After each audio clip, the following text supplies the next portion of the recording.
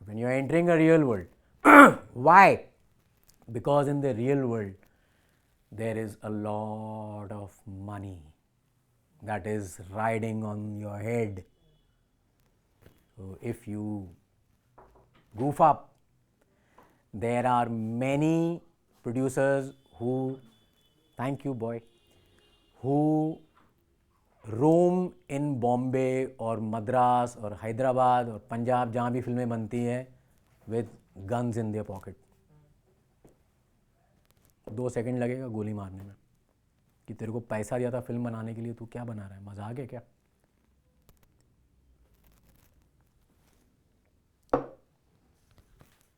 ऐसे भी गट्सी लोग होते हैं. जैसे फिल्म इंडस्ट्री, हमारी इंडस्ट्री में Vidhu Vinod Chopra is one gutsy guy. उसकी FTI की डिप्लोमा फिल्म थी. It was called the Murder on Monkey Hill. ठीक है, लोनावला, बॉम्बे और पूना के बीच में there is this hill station Lonavala. वहाँ पे एक हिल है, उसका नाम है मंकी हिल. उसमें कहानी ये थी कि एक लड़का एक लड़की हैं, हिल पे बैठे हैं, और जो लड़की का बॉयफ्रेंड है वो आ जाता है. कुछ डायलॉग नहीं है, 10 मिनट की फिल्म है. लड़की डर जाती है, लड़का बॉयफ्रेंड जो होता है वो उठ के भागता है, और ये जो पति होता है ये उसके पीछे भागता है, एक वो लेके, सिक्कल बोलते हैं, हाँ, काटने के लिए.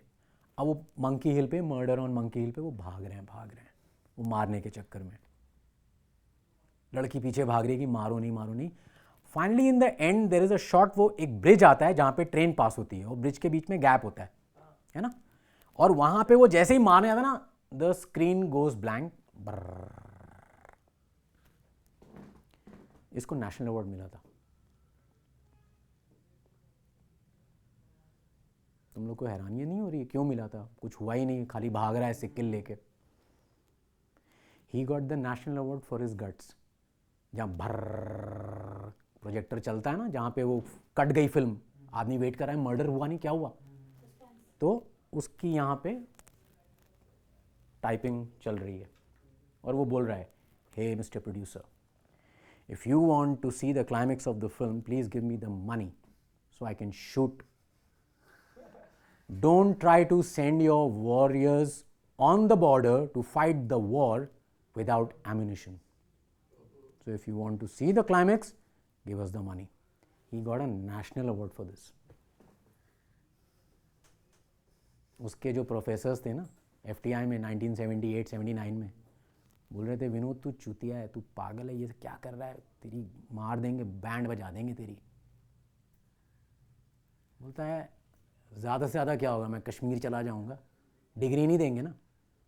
That guy got a national award. ये भी होते हैं. आप बिना रिस्क के कुछ नहीं करोगे. या तो बहुत बुरी फिल्म बनाओ, बहुत ही गंदी, या बहुत अच्छी फिल्म बनाओ. मीडियोकर्स को कोई नहीं पूछता. You will only discuss what a horrible film, man, or you will discuss what a good film, man. Have you ever discussed what a mediocre film, man? बात खत्म. एडवर्टाइजिंग का रूल है, either make your product very good or make it very bad. Both will sell. बीच का नहीं बिकेगा. तो basically ये मतलब बिकॉज मैं देखो, for me music is my main profession, but I am deeply rooted with cinema. In the Bombay film industry, people call me encyclopedia of films and music. मैं बैठ जीता हूँ लोगों से जहाँ पे मुझे सिर्फ गाना बताया गया और ये बोला गया है कि इसका एक्टर एक्ट्रेस कौन था. मैंने actor actress composer lyricist singer कहाँ शूट हुआ है, कौन डायरेक्टर था, कौन कैमरामैन था, सब बता दिया था. Because I have done a lot of reading. खाली टाइम पे I used to do a lot of reading also. So if you want to be a good filmmaker, read a lot about good filmmakers. तो मैं besides sound and music के ना I give a lot of this ज्ञान also. ठीक है? हम लोगों को कुछ बता दीजिए, हम लोग एक्टिंग के लिए कर रहे हैं अपनी classes. Just be natural. Nobody should say इसने एक्टिंग की अच्छी. He performed. खत्म बात. What is acting? आपने परफॉर्म किया. Live that character. खत्म हो गई बात. ये समझ लो 15 मिनट उसको सिर्फ ऐसे देखो और ये मेरे पे बीत रही है. अब चाहे तुम हीरोइन हो, वैम्प हो या व्हाटएवर कैरेक्टर, अब तुम सोच लो कि मैं वही हूँ. भूल जाओ बाकी सब कुछ. एंड तुम सोचो कि ऑब्वियसली अगर वो 2 रोल मैं तुम दोनों को देता हूँ, ये अलग सोचेगी बिकॉज इसका अपना एक अलग सोचने का दायरा है, तुम्हारा अपना होगा. तो वी विल गेट एक कैरेक्टर में 2 अलग अलग variety. If this is the camera, don't look in the camera, look here. थोड़ा सा कभी भी एकदम स्ट्रेट उसमें मत देखना. बड़े बड़े actors they don't look in the camera. और सबसे बड़ी बात है, एक्टिंग के लिए आपको सबसे अच्छी चीज़ होगी that you have to watch a lot of cinema. अगर एक अच्छा एक्टर या एक्ट्रेस बनना है, then I think you should watch actresses, actors जिन्होंने वो काम किया कि मतलब आज भी उनके वो शॉट, उनका मूवमेंट, उनका लेफ्ट हाथ उठा था या राइट उठा था, सब याद है. Because that's the magic that they put in their performance. And वो सिर्फ एक्टिंग में नहीं है, वो फिर हर चीज़ में है. वो डायरेक्शन में है, वो कैमरामैन में है. आदमी बोलता है कई बार ऐसा कि यार व्हाट लवली कैमरा वर्क यार. ही विल नॉट से कि ये डायरेक्टर का काम है. डायरेक्टर ने बोल दिया उसको कि भाई मेरे को ये चाहिए. फिर आके उसमें वो डिसाइड करेगा म्यूज़िक. बहुत से लोग, जैसे मैंने बताया Tarantino, he makes the script on the records that he hear and then he conceives. तो ऑटोमेटिकली जब वो स्लैप करता है उस पर, तो वो वही जो फर्स्ट न्यू बॉर्न बेबी होता है ना, सबसे फ्रेश, वैसे ही लगता है. और कभी भी जो आपका पहला थॉट होता है ना, उसको हमेशा नोट डाउन करना. उसके बाद आप उसी पे 50 करेंगे, लेकिन वो जो पहला होता है ना, वो सबसे फ्रेश होता है. हो सकता है आपके बाकी भी बहुत अच्छे हों, बट सबके बाद when you go back to it and how you incorporate कि ये 20वां भी अच्छा था, इसका थोड़ा सा ये ले लेते हैं वो, and then that's how you decorate the first. always when you come to write something, when you come to, तो we were talking about jingle. तो jingle आप लोग कभी एडवर्टाइजमेंट भी बनाओगे, बिकॉज बहुत सारे लोग, देखो किस्मत की बात होती है ना, बहुत सारे लोग ऐसे भी होते हैं जिनके नसीब में ना फिल्म बनाना नहीं होता है, जबकि बड़े अच्छे मेकर होते हैं, but they are a name like crazy in ad world. ठीक है, फील तो वही है, उल्टा ज़्यादा टफ है, बिकॉज जो आप 2 घंटे में समझाने वाले थे वो आपको अब 20 सेकेंड में समझाना है. So you have to be like tight on that. उसमें फिर म्यूज़िक भी उतना ही इंपॉर्टेंट होता है कि 1 सेकेंड में पता चल जाना चाहिए कि भाई ये है, चाहे फिर वो कोई भी साउंड हो. अब for example, have you heard of a film और have you seen a film called the Good, the Bad, the Ugly? चलो ठीक है, next time when I come to take professionally the classes, I have a hard drive जिसमें कम से कम world cinema की 2000 से ज़्यादा फिल्में हैं. No. Sholay was a copy of, scenes were copied of Once Upon a Time in the West and the plot was copied from Seven Samurais. उसके बाद Magnificent Seven बनी थी. Sholay is the same concept. गाँव में डाकू आता है, बनाना होता है. गुड बैड अगली का मैं ये बोल रहा था, you must see all the films of this maker Sergio Leone. ये थीम तो सुना होगा तुम लोग ने, दैट इज गुड बैड अगली. बस इतना ही गाया सबने, ठीक है. तो दैट इज द पावर. अब देखो, he made 3 films, it was called trilogy, for a Few Dollars More, Fistful of Dollars and the Good, the Bad, the Ugly. तीनों में क्लिंट ईस्टवुड का टाइटल था the Man with No Name. There is no name, उसका नाम ही नहीं है, and he is the hero in 3 trilogy में. So Sergio Leone was a new director, schoolmate of Ennio Morricone, one of the बाप of music composers all over the world, जिसने finally at the age of, अब ये भी देखो कहानियाँ होती हैं, 500 से ज़्यादा फिल्में की हर लैंग्वेज में, हिंदी छोड़ के, 6-7 बार ऑस्कर के लिए नॉमिनेट हुआ बेचारा. इटालियन आदमी है, भाषण भी इटालियन में ही देता है, एक भी अवार्ड नहीं मिला ऑस्कर में. उसको फाइनली ऑनरी ऑस्कर अवार्ड दे दिया कि भाई हम लोग को ही शर्म आ रही है कि तेरे को मिल नहीं रहा है. जीनियस, मतलब जीनियस. उस ऑनरी अवार्ड दे दिया मतलब आप रिटायर होकर घर बैठ जाओ. And he was 89 when he composed hateful eight for Tarantino, and that guy got an Oscar for that. After honorary award he got an Oscar. ऐसा भी होता है. एनीवे, तो सर्जियो लियोनी, गॉडफादर फिल्म का नाम सुना है? The American studios. Why Sergio Leone is important? Before Francis Ford Coppola, the American studios had approached Sergio Leone to direct Godfather.